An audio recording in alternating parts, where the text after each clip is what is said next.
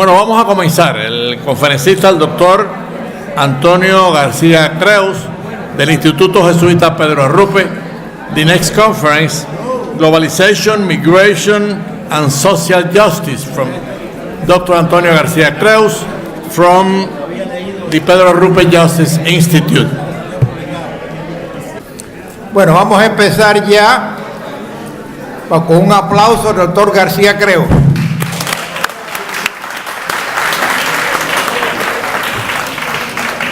Bueno, yo para comenzar, lo primero que quiero decir esta tarde es muchas gracias a Joaquín, a Alfredo, a Margarita, a Sisto, que han trabajado, y a Machadito, que está por aquí también, que han trabajado arduamente en este esfuerzo que yo creo que está dando unos frutos extraordinarios.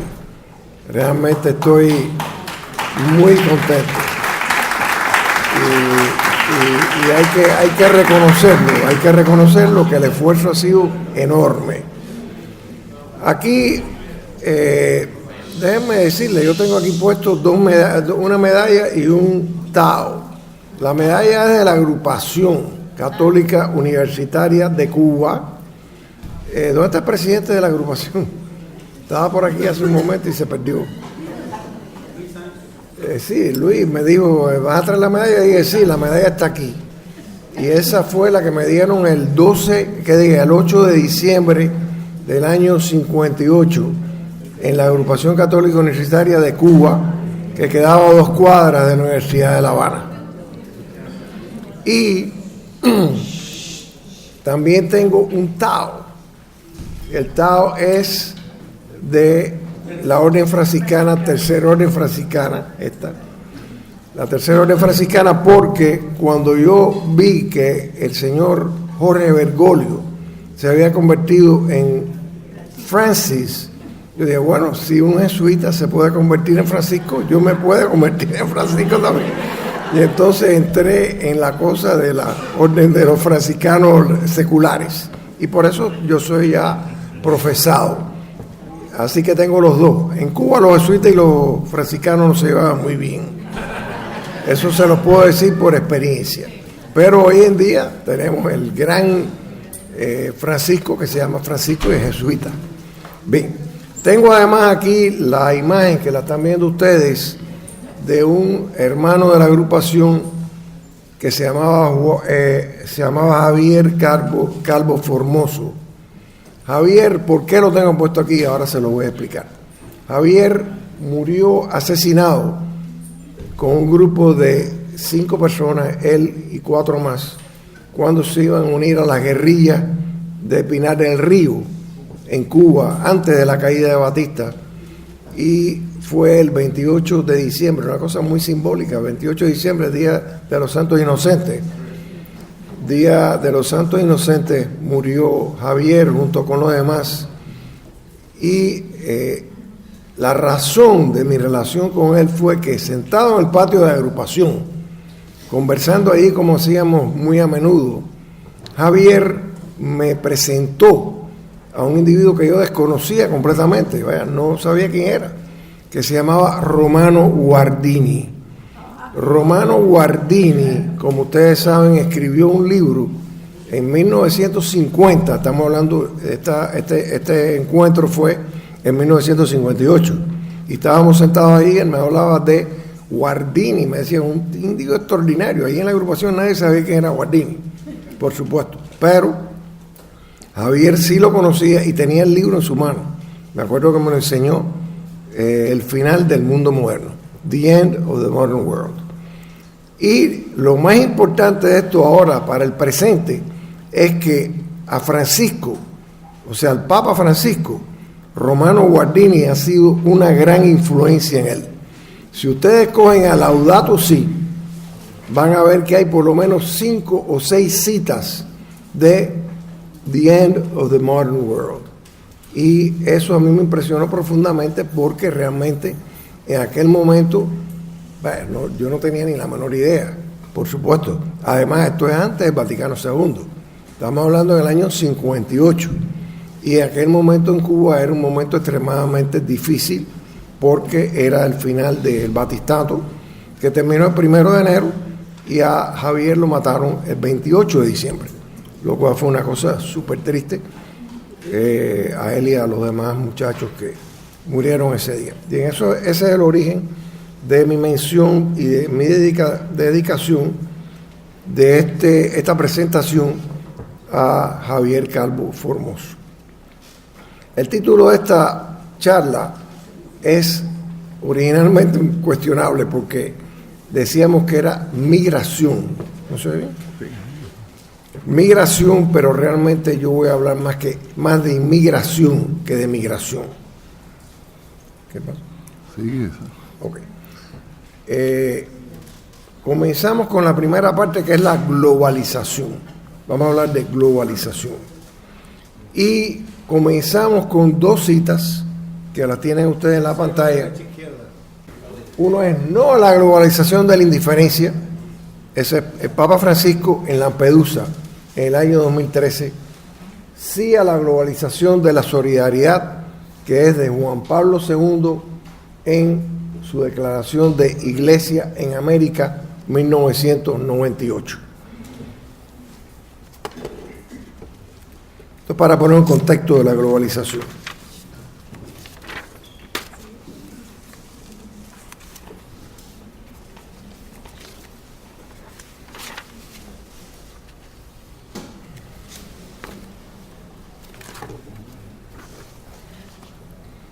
Yo comienzo diciendo, hablando de la globalización, que para nosotros los cristianos, específicamente para los católicos, esto no es nada nuevo. ¿Por qué? Porque hemos sido llamados desde el principio a una actividad global. Nosotros le llamamos universal. Somos universales. Vemos a la labor de Cristo en todos los seres humanos y en todo el mundo. Y por eso desde el principio los cristianos hemos seguido el llamado universal de Cristo, que nos decía, o que nos dijo: vayan por el mundo y prediquen el Evangelio. O sea, es el mundo. Para nosotros es lo universal. Hagan discípulos en todas las naciones, bautícenlos en el nombre del Padre, del Hijo y del Espíritu Santo. Posteriormente, Pablo, en la primera comunidad apostólica, comenzó a globalizar el Evangelio. Le digo globalizar porque es universalizar, es llevarlo al mundo entero. El Evangelio proclamándolo por todo el mundo grecorromano. El cristianismo creció de ser un pequeño grupo judío a ser una religión mayormente europea, y el Concilio Vaticano II lo elevó a ser una religión universal. Eso fue una cita de Karl Rahner, hablando del Evangelio, del Vaticano II, cómo convirtió lo que era algo básicamente europeo en algo universal. Durante la Guerra Fría se habló de tres mundos. Yo estudié en la época de la Guerra Fría, estudié en Villanueva en el año 57, economía, y se hablaba del tercer mundo. A los países subdesarrollados se les llamaba el tercer mundo, países subdesarrollados. Después de desintegrarse el bloque soviético en 1989, nació el concepto de globalización. No es que naciera realmente, sino que se hizo mucho más prepotente, más evidente y más poderoso. Si hablábamos de la Guerra Fría, es decir, hablamos en la Guerra Fría, el mundo occidental, el mundo soviético y el tercer mundo. El tercer mundo era el mundo subdesarrollado. Ahora quiero hablar de los acontecimientos históricos que han habido desde el año 45 hasta el presente, pero rápidamente, porque no le voy a dar una clase de historia, pero sí para darnos cuenta de algo que dice el Papa Francisco en La Alegría del Evangelio. Las realidades son más importantes que las ideas. Este principio tiene que ver con la encarnación de la palabra y su puesta en práctica. El principio de la realidad de una palabra hecha carne y constantemente tratando de convertirse en carne, de nuevo es esencial para la evangelización. Es decir, el Evangelio se va encarnando en todo el mundo. Vimos hoy, el Padre Espadaro hablándonos aquí de la actividad del Santo Padre en China, en el mundo árabe, en todas partes. Y es el fruto de lo que hemos recibido en los últimos 50 años. Por supuesto, no significa que anteriormente no hubiera habido nada, pero las realidades son más importantes que las ideas, ese es el punto. Y entonces vamos a hablar un poco ahora de los últimos 50 años rápidamente, pues no les voy a dar una clase, sino simplemente es para revisar un poco cómo ha llegado la realidad hasta el presente, la realidad histórica que estamos viviendo hoy. Y aquí yo pongo la Guerra Fría, terminó en el año 45, el Cha cayó en el 53, en el 54 cayó Arbenz aquí cerca en Guatemala, en el 56 fue la rebelión de Hungría, en el 59 fue lo que se llama la Revolución Cubana, 61 Valle de Cochinos y en el 62 la crisis de octubre. Y aquí quiero detenerme un minuto porque es un acontecimiento muy importante. En aquel momento, el momento final de la crisis de octubre, yo me encontraba en la prisión de Isla de Pinos al sur de La Habana. Y en ese momento, el día 27 de octubre, la crisis se terminó el 28 y ahora se lo voy a explicar. El 27 de octubre estuvimos en una Eucaristía, escondidos en la Circular 1 de Isla de Pino, atrás de unas grandes frazadas para que no nos vieran desde el centro. Y lo interesante de esto es que habían en los 3 o 4 meses anteriores estado trabajando en los sótanos de Isla de Pino para poner dinamita y simplemente si había una invasión, volarnos a todos. O sea, cuando yo me acosté a dormir el día 27, después de la Eucaristía celebrada por el Padre Rojo en la Circular 1, pensé que era mi último día. Este es el último día porque decían, bueno, la invasión ya viene porque este es el final. De hecho, la última carta del premier Khrushchev al presidente Kennedy fue el día 28. O sea que el día 28 se terminó la crisis de octubre. Pero voy a decirles algo que probablemente no sabe nadie aquí. A lo mejor alguien lo sabe, a lo mejor no lo sabe. Ese era el día de Cristo Rey. Ese era el día de Cristo Rey. Porque antes de 1970, Cristo Rey era la última semana el último domingo de octubre. El último domingo de octubre, que es como lo celebramos en la agrupación. El último domingo de octubre. Posteriormente, después del 70, se cambió a lo que es hoy, el final del tiempo ordinario, que es lo que vamos a tener próximamente, antes de Adviento. Pero antes no era así. O sea que el día 28 de octubre del año 62, que fue la crisis de octubre, nosotros estábamos en Isla de Pino y quiero pedirle a mis compañeros que estaban ahí conmigo, para que no se vayan a creer que esto es un invento mío, por favor, Roberto, Alberto, Tony, ¿dónde está Tony? Aquí hay 3 que estaban ahí conmigo ese día, Roberto, Alberto y Tony Sowers. Los 3 estaban conmigo en Isla de Pino y los 3 íbamos a hacer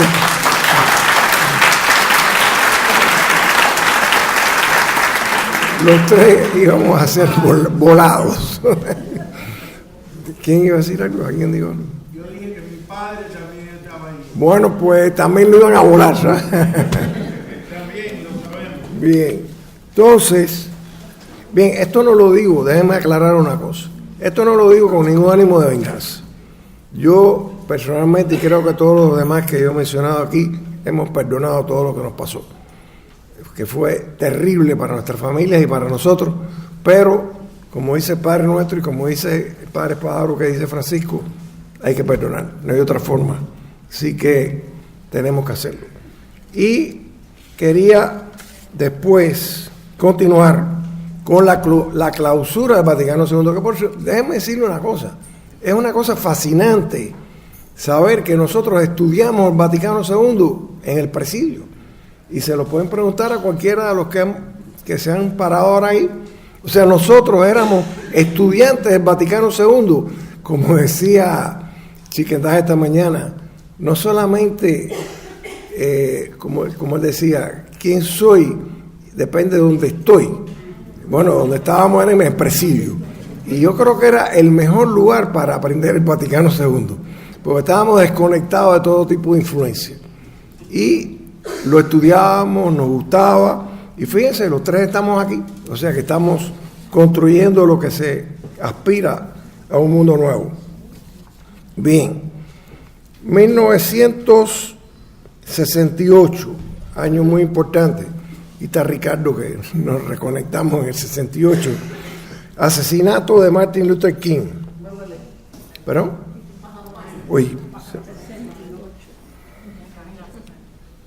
Ok. Clausura del Vaticano II, 68. Asesinato de Luther King, asesinato de Robert Kennedy, muerte de Thomas Merton en Bangkok.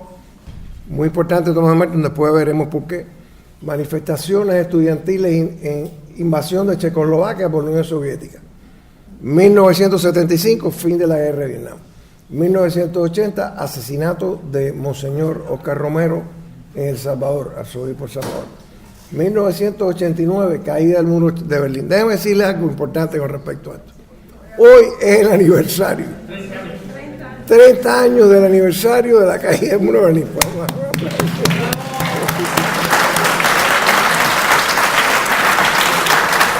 Pero también es importante porque Fukuyama, el famoso historiador, dijo, este es el final de la historia, pero estaba equivocado completamente, no era el final de la historia.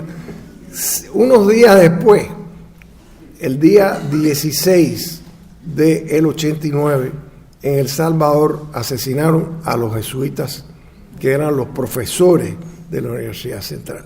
Fíjense que es simbólico esto. Por una parte, la caída del muro de Berlín, por otra parte, el asesinato de los jesuitas en El Salvador, que nos señalan algo, a mi manera de ver. Y no sé qué cosa es, pero nos señalan algo. Yo pienso pero no quiero decirlo. Bien. Caída del muro de Berlín, nos quedamos ahí. Fin de la Unión Soviética y del bloque socialista, fue en el 91 realmente, y aparición de la Internet, globalización a través del Internet.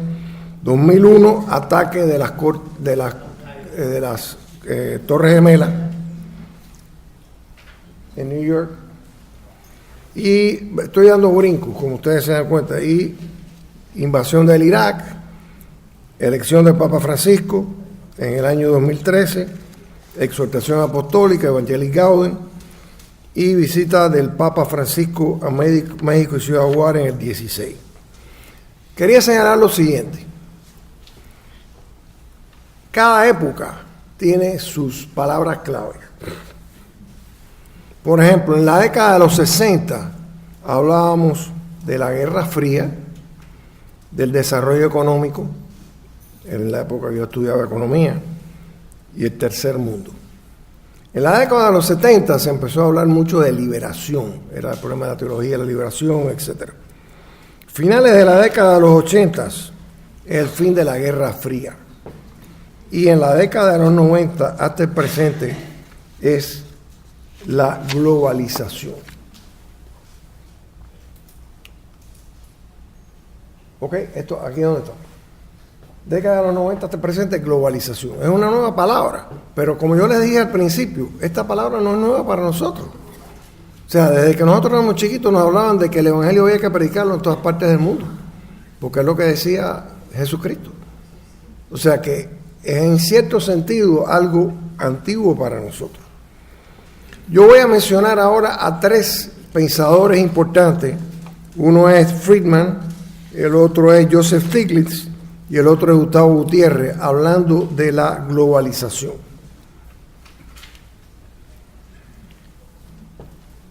Stiglitz, Friedman. En el sentido más amplio, hemos avanzado desde un sistema internacional de muros y divisiones hacia un sistema organizado cada vez más alrededor de redes de integración. Durante la Guerra Fría se usaba la conexión telefónica secreta entre los líderes mundiales de los Estados Unidos y la Unión Soviética. En un sistema globalizado, la conexión es por Internet, símbolo de que todos estamos interconectados y nadie es líder único a cargo de todo. Este es Friedman hablando en longitudes y arcos. Este es Stiglitz, uno de los mejores economistas que hay actualmente. En el mundo occidental ha dirigido la agenda global, garantizando los resultados que le son desproporcionadamente beneficiosos a costa del mundo en desarrollo. Como resultado, los países más pobres están aún en peores condiciones. Esta es la opinión de Stiglitz. Y la opinión de Gustavo Gutiérrez en relación con la globalización es: estar en contra de la globalización es como estar en contra de la electricidad. Pero no podemos. Muchas gracias. Pero no podemos resignarnos a esta situación, porque de la manera en que la globalización funciona en este momento, empeora desigualdades injustas entre los distintos sectores de la humanidad y excluye a parte de la población mundial. Ese es Gustavo Gutiérrez. Ahora vamos a decir lo bueno y lo malo de la globalización por arriba. Esto no podemos escribir un libro completo sobre esto, pero por lo menos podemos decir lo siguiente. La globalización ha tenido muchos puntos positivos. El mundo se ha beneficiado del orden económico mundial, ha contribuido al crecimiento económico más rápido experimentado en el mundo. Por ejemplo, en China, millones han salido de la pobreza, más de 800 millones. Ha demostrado la importancia de un sistema legal establecido mundialmente. Las enfermedades y epidemias pueden contraatacarse con efectividad. El comercio y la movilidad humana a través de las fronteras nacionales incrementó drásticamente entre 1980 y el año 2000. Si continuamos diciendo lo bueno, demostrando que todos somos parte de un mismo planeta. Gracias al Internet, el flujo de información se ha facilitado en el mundo entero. Sin embargo, también tiene aspectos muy negativos, la globalización. Y yo he puesto algunos solamente: hegemonía de la tecnocracia, incremento de la desigualdad entre países ricos y pobres, consumerismo y destrucción ecológica, incremento de las deudas internacionales, pérdida de las herencias culturales nacionales debido a la uniformidad económica, rapidez de movimiento, esta es una cita de un individuo que yo aprecio bastante, que es Richard Haas, que por cierto sale mucho en el programa de CNN en las 10 de la mañana los domingos. Él dice: la rapidez de movimiento de la globalización es una realidad que los gobiernos no pueden monitorear, mucho menos controlar. No pueden monitorear la brecha entre los desafíos y la habilidad del mundo para sobrellevarlo parece ensancharse en muchos ámbitos críticos. Este es Richard Haas en The World in Disarray. Ahora vamos a hablar un poco no de la migración, sino de la inmigración. Y eso es algo que quería aclararles. Yo no soy experto en migración, yo soy experto en inmigración. Es lo que he practicado desde hace 27 años. Soy abogado de inmigración y por eso no soy un scholar, ni soy un teólogo, sino soy abogado simplemente, y he tenido la experiencia que les voy a comunicar a ustedes posteriormente. Vamos a empezar con el Papa Francisco en Lampedusa. Como ustedes saben, o quizá no lo saben, se lo voy a decir, el Papa Francisco, después de haber sido elegido Papa, su primer viaje fuera de Roma fue a Lampedusa. Y fue porque se montó en un avión y él no había contado con nadie, y fue para Lampedusa a ver a los inmigrantes que estaban llegando ahí. Yo me he puesto a pensar mucho en esto y pienso que hemos pasado de una época en que se hablaba de tercer mundo y desarrollo económico, como era la época cuando yo estudiaba hace muchos años, economía, en la Universidad de Villanueva en La Habana, y en estos momentos lo que hablamos es de los refugiados. Y la impresión mía es simplemente que ya los países del tercer mundo, los países pobres, se han cansado de esperar y simplemente se han tirado al mar. Y es lo que está pasando. Tenemos un problema de una crisis migratoria en Europa, como mencionaban anteriormente otros expositores, y tenemos la crisis migratoria o inmigratoria aquí en los Estados Unidos, de la cual vamos a hablar de ahora extensamente. Y en Lampedusa, el Papa nos dijo: ¿dónde está tu hermano? Su sangre me clama, dice el Señor. La cuestión no está dirigida a todos, sino a mí, a cada uno de nosotros. Estos hermanos y hermanas nuestros tratan de escapar situaciones difíciles para encontrar alguna calma y serenidad. Buscan un mejor lugar donde vivir, pero han encontrado la muerte. Cuán a menudo no encuentran comprensión, aceptación ni solidaridad. Esto es parte de la homilía del Papa Francisco en Lampedusa. Ustedes saben dónde queda Lampedusa, ¿no? Al sur de Italia, es una islita chiquitica. Y posteriormente, que hice una cita también unos años después, 2016, muy simbólico, fue en febrero del 2016, que él se paró bajo la cruz. Esta cruz estaba exactamente entre Ciudad Juárez y El Paso. Ustedes saben lo que pasó en El Paso hace pocos días. Es decir, es una cosa catastrófica. Pero da la casualidad que esto fue en el año 2016, a principios de año. Y él, parado ahí en Ciudad Juárez, nos dice lo siguiente. Fíjense, esto es yo no sé si ustedes lo vieron en televisión. Yo lo vi todo en televisión. Salía la cruz, él sentado abajo de la cruz, El Paso ahí enfrente, porque estaban en el borde mismo, y por otro lado, Ciudad Juárez. Por cierto, yo he pasado por Ciudad Juárez muchas veces en mi vida. Y entonces nos dijo: aquí en Ciudad Juárez, como en otras áreas fronterizas, hay miles de migrantes de América Central y de otros países, sin olvidar a los propios mexicanos que también tratan de pasar al otro lado. A cada paso, el viaje está plagado de graves injusticias, esclavitud, prisión y extorsión.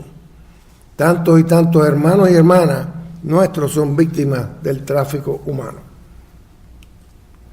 Y continúa: no podemos negar la crisis humanitaria que en años recientes ha provocado la migración de miles de personas en tren, por carretera o a pie, caminando cientos de kilómetros a través de montañas, desiertos y zonas inhospitalarias. La tragedia humana que obliga a migrar es un fenómeno global hoy en día. Continúo y vamos a empezar yo le llamo a esto la historia de la inmigración de los Estados Unidos. Y hago un disclosure aquí que ustedes pueden ver, que como yo practico en los Estados Unidos y no conozco bien la situación europea, me voy a concentrar en la crisis inmigratoria de los Estados Unidos. ¿Ok? Y empieza así la historia de la inmigración de Estados Unidos, que tiene un elemento que ustedes podrán detectar muy importante. Primero, acta de naturalización. Los requerimientos, 1790. Ser libre y de raza blanca. Los esclavos negros no calificaban, no podían ser ciudadanos.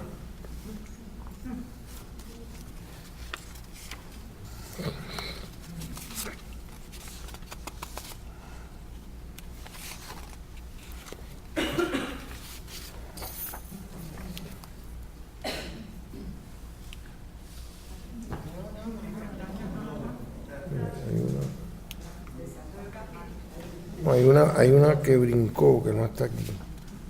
Bueno, la que falta realmente, porque estoy viendo que falta una. Bien. Hay una que falta. Falta una lámina, no sé por qué. La pasaste vos hace un momento. Ok. Está perfecto. Ok. 1790, 1856. Caso Dred Scott. El caso de Dred Scott es un caso muy famoso, porque es un caso que realmente provocó la guerra civil. Fue la última esperanza de que hubiera un cambio legal en los Estados Unidos. Y en el caso de Dred Scott, los miembros de la Suprema Corte declararon que los señores de la raza negra no podían ser ciudadanos, porque eran cosas, chattel, como se dice en inglés, chattel. Y este caso fue muy famoso durante toda la guerra civil y posteriormente al final, en 1968, fue, diríamos, conformado, cambiado por la 14 enmienda.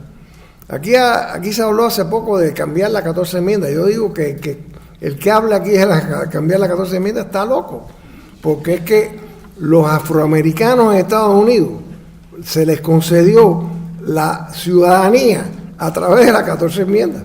O sea que sería tirarlos a la calle a todos a protestar. Pues es una cosa evidente. Y esto es la enmienda número 14 de la Constitución de los Estados Unidos. En 1882 hubo un acta de exclusión. Y esta acta de exclusión fue una acta de exclusión contra los chinos específicamente. El acta de exclusión china en el año 82.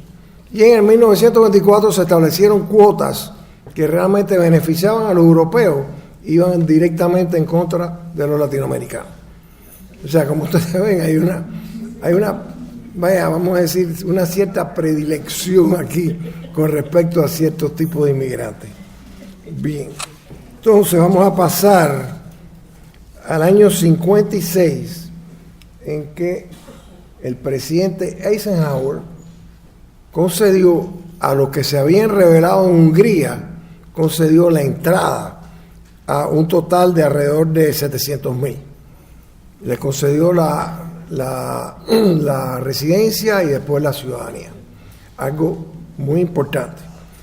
Y en el año 66, aquí hay muchos que se beneficiaron de eso, fue la ley del ajuste cubano, que la hizo el presidente Lyndon Johnson en el año 66. En 1980, otro detalle importante, fue removida la limitación de buscar asilo para aquellos que no fueran anticomunistas realmente. Porque anteriormente lo que había habido era la cosa de la Revolución Húngara, y había habido la Revolución Cubana y la cosa de la emigración cubana, y entonces en el 80, pues simplemente lo que hubo fue el cambio de la limitación en que solamente se podía pedir asilo si tú demostrabas que estabas luchando contra el comunismo. Entonces en el 94 fue promulgada, por cierto, ¿dónde está Rosy por aquí?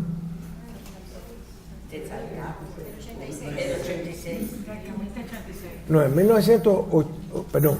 el 86, Ronald Reagan firmó la ley de amnistía, que amnistió alrededor de 2 o 3 millones de personas.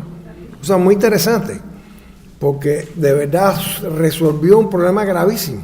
Hoy en día en Estados Unidos hay entre 10 y 12 millones de personas fuera de estatus. Hoy. Pero, bueno, mira, aquí tenemos a Ricardo, que es sociólogo. Podrá ser 20, podrá ser, pero bueno, es una cantidad. Trump los cuenta, son 20 millones. Está bien. Bien. Entonces, además de la amnistía firmada en el 86, en el 94, y por eso me estaba mencionando si Rosie estaba por aquí, porque es la ley BAWA, que es de la violencia contra las mujeres, que les permite convertirse en residentes o ciudadanos. Después, en el año 2000, hubo otra cosa muy importante que fue la ley 240, que se llama 245I. Todos los que hubieran tenido una petición familiar, básicamente de otro tipo, podían reclamar la residencia siempre y cuando lo hubieran hecho antes del 30 de abril del año 2001. Eso fue lo que se llamó la 245I, que por cierto, un detalle interesante histórico. El día que del ataque a las torres, ese día el Congreso estaba discutiendo la extensión de la 245I. Y por supuesto se disolvió todo y no pasó nada y no hubo nada. En el año 2009 hubo grandes deportaciones, del 2009 al 2014 hubo grandes deportaciones por parte de Obama, que se convirtió, como le decían, en the Deporter in Chief. Y en el año 12 se reautorizó la ley VAWA, que es la de la violencia contra las mujeres. También aquí menciono el DACA, el TPS y un acuerdo en el 2014 que ahora lo voy a explicar. El DACA, ¿qué cosa es? Yo creo que todos ustedes lo conocen, ¿no? Es la protección, es el DREAM Act, que por cierto, después vamos a hablar de una cosa que se está discutiendo hoy en la Corte Suprema. Y lo voy a mencionar aquí, y lo voy a mencionar a través de Silvia también. ¿Dónde está Silvia? Thank you. En el año 2012 se estableció el DACA. El DACA es el DREAM Act. Y en ella están comprendidos alrededor de 800,000 jóvenes que llegaron a este país de jóvenes chiquitos y los padres lo habían traído y posteriormente pues se le dio esa protección, que es una protección limitada que hay que renovar anualmente y que en estos momentos solamente, como se trató de eliminar, o sea, la administración actual trató de eliminarla, pues se ha quedado como una cosa que los que habían aplicado lo pueden continuar, pero nadie nuevo puede aplicar. Y eso es ahora algo que voy a mencionar posteriormente. El TPS, casualmente, aquí se hizo antes de que hubiera una extensión, que fue hace pocos días, para los 3 países que tienen el TPS, que son Honduras, El Salvador y Guatemala. Esos 3 recibieron una extensión de 1 año más. Pero no Haití. ¿Pero? Haití no. Que yo sepa, hasta ahora Haití y Nicaragua no. No. Es que es un error, no es Nicaragua, es solamente Honduras, El Salvador y Guatemala, que no están mencionados ahí. Nicaragua se aprobó antes Nicaragua. Bien. Ok. En el 2014, esto es muy importante, hubo un acuerdo tentativo para una reforma inmigratoria integral. Pero, inclusive McCain, Obama, todo el mundo firmó en eso en el Senado. Pero cuando pasó a la Cámara no se aprobó. O sea que nunca llegó a ninguna parte. Eso fue en el 2014. Ahora, vamos a hablar de la política actual de la administración presente con respecto al problema inmigratorio. Yo puse una serie de puntos que considero importantes, puede haber otros más que yo no los mencioné, pero whatever. Primero, la prohibición de la entrada de viajeros provenientes de países musulmanes. Eso surgió al principio de la actual administración. La represalia contra las ciudades santuarios.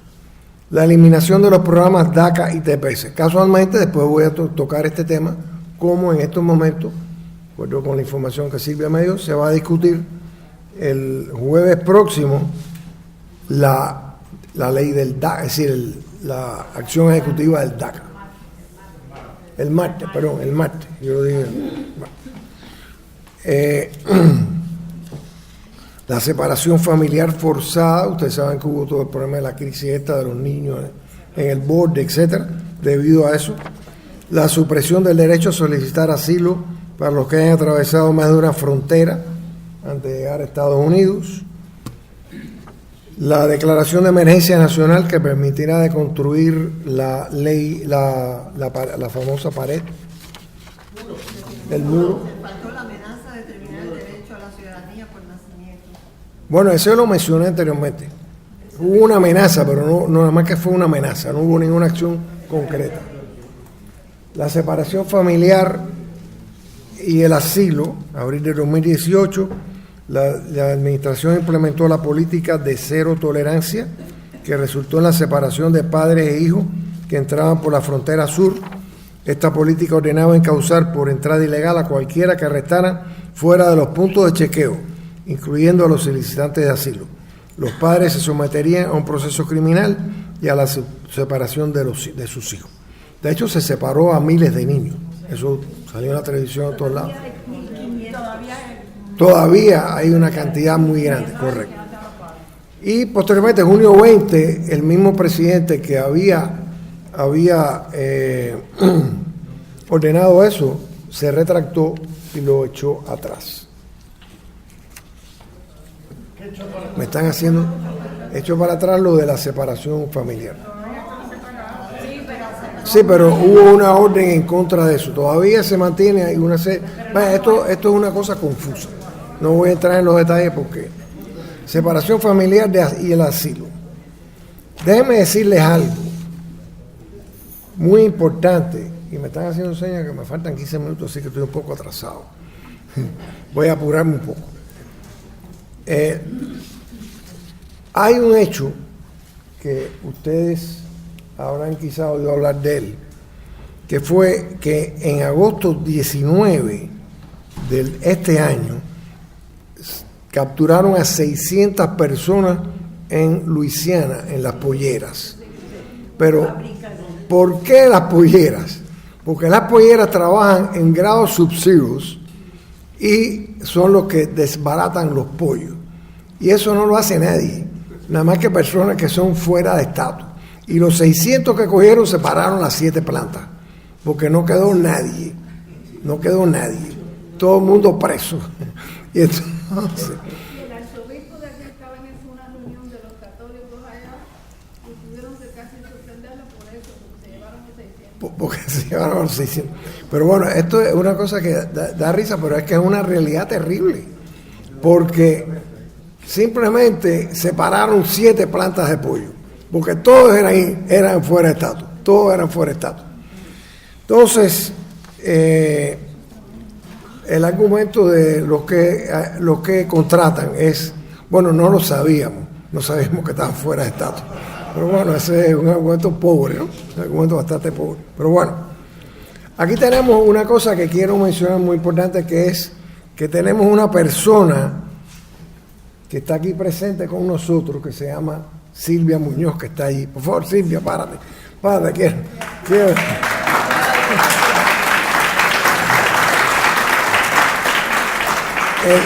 Por cierto, puse aquí que es secretaria de asuntos, no es secretaria, es directora. Importante la aclaración. Y hay muchas organizaciones no gubernamentales, ONGs, que ofrecen ayuda de distintos tipos, material, legal y espiritual a los refugiados dentro y fuera de los Estados Unidos. Silvia pertenece a esa organización y a las organizaciones relacionadas con eso a través del instituto. O sea, el instituto, aparte de Speak the Talk, hace Walk the Talk. ¿Ok? Walk the Talk. Entonces, por cierto, Silvia me dio para conocimiento de ustedes que el jueves 14 de noviembre, de 8 a 9, va a haber una oración, ¿ok?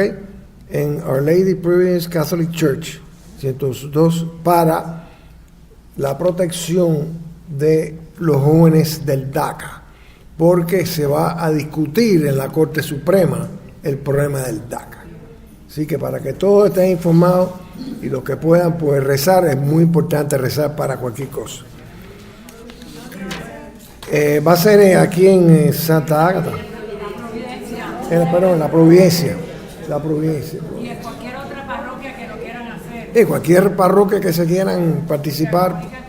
Esto es un programa para que se comuniquen todos con Silvia, si pueden hacer algo y se haga algo. Quiero aclarar muy bien esto que pongo al final, que es un disclaimer. Silencio, por favor. Nosotros no estamos proponiendo fronteras abiertas. Eso es absurdo. Nosotros tenemos una ley de inmigración. Lo que queremos es que se respete y que se trate con dignidad a las personas. ¿Okay? Eso es lo que es la ley de inmigración. Hay que tratar con caridad, con respetar la dignidad de las personas. Déjeme decirle una cosa con respecto a esto de las 600 personas que fueron presos. Yo he trabajado con cientos, si no miles, de mexicanos. No son explotadores, ni son asesinos, ni son violadores.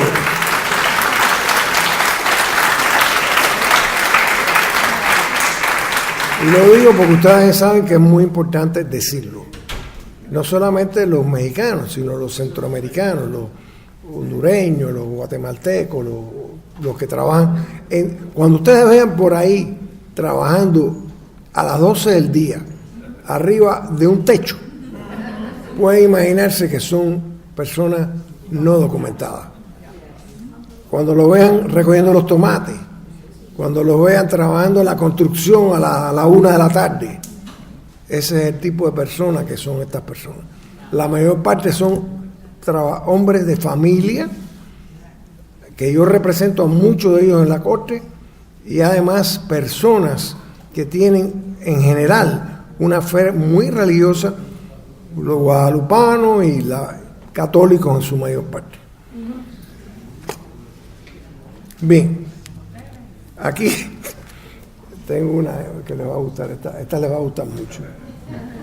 Como ustedes ven, tenemos a la Estatua de la Libertad, pero aquí tenemos la Estatua de la Libertad llorando. Está llorando. Porque el señor Cuccinelli, que es el jefe de la INS en estos momentos, dijo en agosto del 2019, "Give me your tired and your poor, who can stand on their own 2 feet and who will not become a public charge." And will not become a public charge. Y después hablaron de un seguro médico. Bien, cosas totalmente absurdas. Pero lo que dice la Estatua de la Libertad es "Give me your tired and your poor". Bueno, todos ustedes saben lo que dice. Pero bueno, está llorando en estos momentos. Bien, el viernes 11 de octubre, y esto lo digo como punto muy importante, 5 cortes federales pararon la implementación de la medida relacionada con carga pública. 5 cortes federales detuvieron esta implementación. Así que ustedes se pueden imaginar lo que está pasando en las cortes. Las cortes han sido los grandes defensores de los inmigrantes. Esta parte de justicia social la voy a tratar bastante rápido porque quiero llegar al final. La justicia social aquí está definida por Donahue, porque ustedes saben lo que es la justicia social. Y además, la justicia social se ha convertido a veces para algunas personas en una mala palabra. Pero la justicia social no es socialismo, ni comunismo, ni nada de eso. Es algo que forma parte esencial de la doctrina social de la Iglesia. ¿Ok? Y Donahue la define...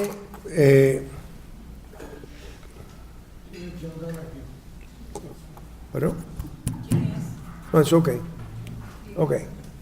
El bien común y la persona humana son principios generales de la doctrina social cristiana, no voy a entrar en eso.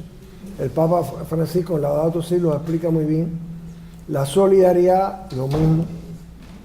Y aquí quiero mencionar a Merton. ¿Por qué? Thomas Merton, si ustedes no lo conocen, pues pueden asistir a la próxima charla del instituto sobre Thomas Merton. Fue un monje que fue muy importante por sus ideas, sus escritos, etc. Y al final de su vida hizo un viaje al este. Fue a Calcuta, fue a distintas partes de la India, habló con el Dalai Lama, Después llegó por último a Bangkok, que fue donde por un accidente murió. Thomas Merton en Calcuta había dicho una cosa que de hecho hay un libro escrito sobre esto. We are already one. We are already one. Y posteriormente dice, vaya, lo que dijo realmente fue, we are already one. We just think we're separate.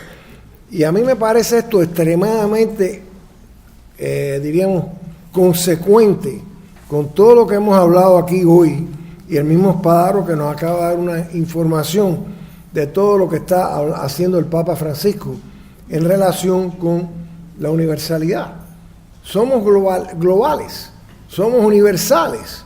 Y Merton lo dice pocos días antes de morirse. We're already one. We just think we're separate, but we are one. Y remember que el Papa Francisco, cuando vino aquí a Estados Unidos, una de las 4 personas que resaltó fue a Thomas Merton. Me resaltó a Abraham Lincoln, a Luther King, a Dorothy Day y a Thomas Merton. Porque él cuestionó the certitudes of his times.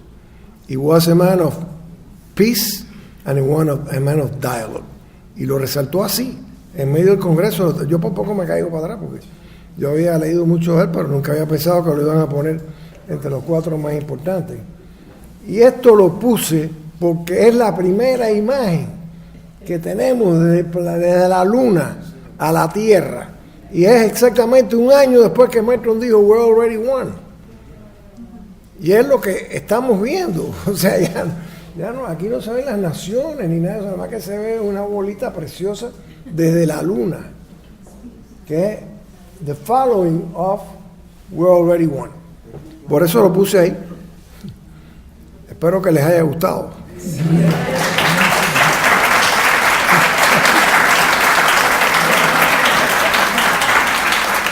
Voy a hacer un poco rápido en este final porque veo que me dice, ya me están diciendo 10 minutos, así que voy a hacer rápido. Y no quiero dejar de decir las últimas palabras. Estoy hablando aquí de las fuentes del proceso de humanización de la globalización, de acuerdo con la doctrina social de la Iglesia.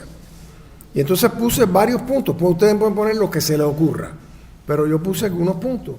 Primer punto, no a la mano invisible y sí al bien común y la solidaridad. ¿Qué significa? Esta lo voy a leer porque es muy importante. La mano invisible es una de las metáforas más poderosas del pensamiento económico. Cuando yo estudié economía, siempre empezábamos por Adam Smith y la mano invisible. Se fundamenta en una visión deísta de un universo mecánico que funciona como una máquina, porque surgió de la época de las máquinas de vapor. Interpreta la sociedad como una agrupación de individuos que calculan sus intereses individuales y cuyas decisiones son dirigidas por la mano invisible para beneficiar al mayor número de personas. El mercado de oferta y la demanda debe ser totalmente sin interferencia alguna del Estado y lograr así un objetivo óptimo. Este es el motor del sistema capitalista. Pero nosotros decimos no a la mano invisible y sí al bien común y la solidaridad. Mientras que la ganancia de una minoría crece exponencialmente, también crece la brecha que separa a la mayoría de la prosperidad que disfrutan solo algunos. Este desbalance es el resultado de ideologías que defienden la absoluta autonomía del mercado y la especulación financiera. Esto no es socialismo, señores, ¿eh?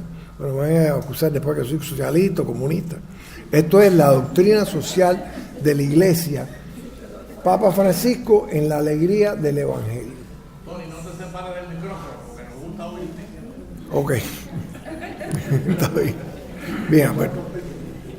No a la mano invisible, seguimos con la mano invisible y después pasamos a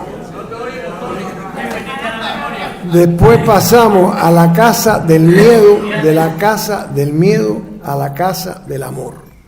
Y creo que eso lo habló hoy muy bien el padre Spadaro. Si vivimos en la casa del miedo, le tenemos miedo a todo, no hacemos nada. Si vivimos vamos caminando hacia la casa del amor, vamos caminando a lo que él nos explicó hoy, que es el principio de la misericordia en todo lo que hacemos. Creo que no hay que entrar en más detalle con respecto a esto, simplemente haberlo mencionado. Y nosotros somos del espíritu de Pentecostés. El espíritu de Pentecostés es el espíritu de comunicación, de diálogo, ¿bien? No de Babel. El espíritu de Babel es, vamos a construir una torre de Babel, nadie habla con nadie, nos volvemos locos todos porque el Señor simplemente lo volvió loco todo y nadie se puede comunicar con nadie. El diálogo es la fuente de la misericordia. Si no hay diálogo, no hay misericordia. Déjenme avanzar aquí.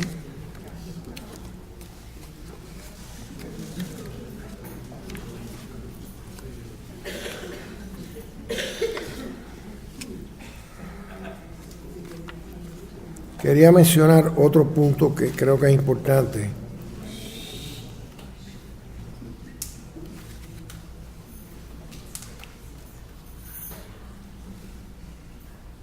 El Papa Francisco nos dice en Laudato Si, lo voy a leer de lo que yo tengo aquí porque es mejor.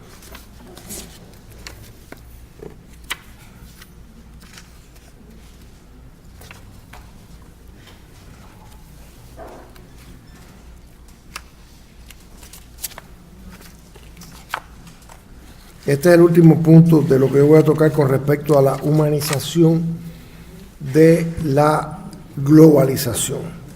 En el Acuerdo sobre la Tierra, The Earth Chapter, en el AYA 2000, esto lo menciona Laudato Si, el Papa Francisco, se pedía dejar atrás un periodo de autodestrucción y empezar de nuevo, pero todavía no hemos desarrollado la conciencia universal para lograr esto. Voy a hacerme eco aquí de su valiente desafío. Como nunca antes, nuestro destino común nos llama a buscar algo nuevo.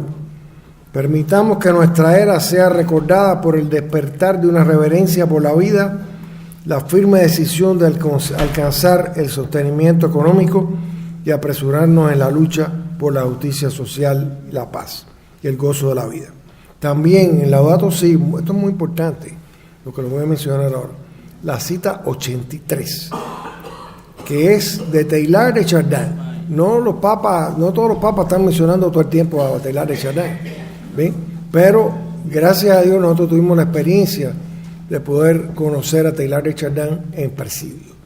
Nos llegaron unos cuantos libros, lo discutimos mucho y realmente fue una gran ayuda mental y espiritual. Y dice Teilhard, el destino último del universo está en la plenitud de Dios, alcanzada ya por Cristo crucificado, quien es medida de la madurez de todas las cosas. Como ustedes saben, Teilhard habla de Cristo cósmico, de la noosfera, todo es universal, que está muy en relación con lo que acabamos de ver de Merton y lo que acabamos de ver de el Papa Francisco.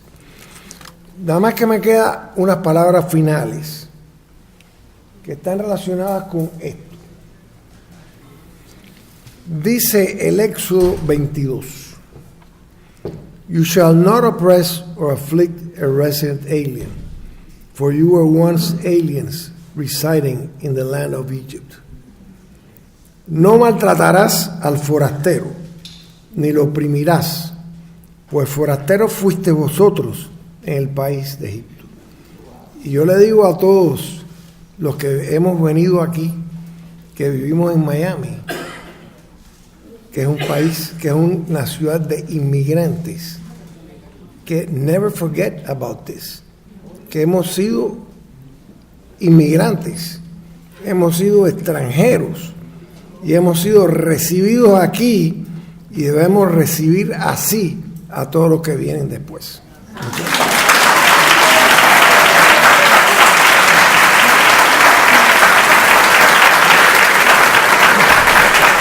Muchas gracias, Tony. Desafortunadamente no tenemos tiempo para preguntas en esta charla en particular, a menos que quede tiempo después.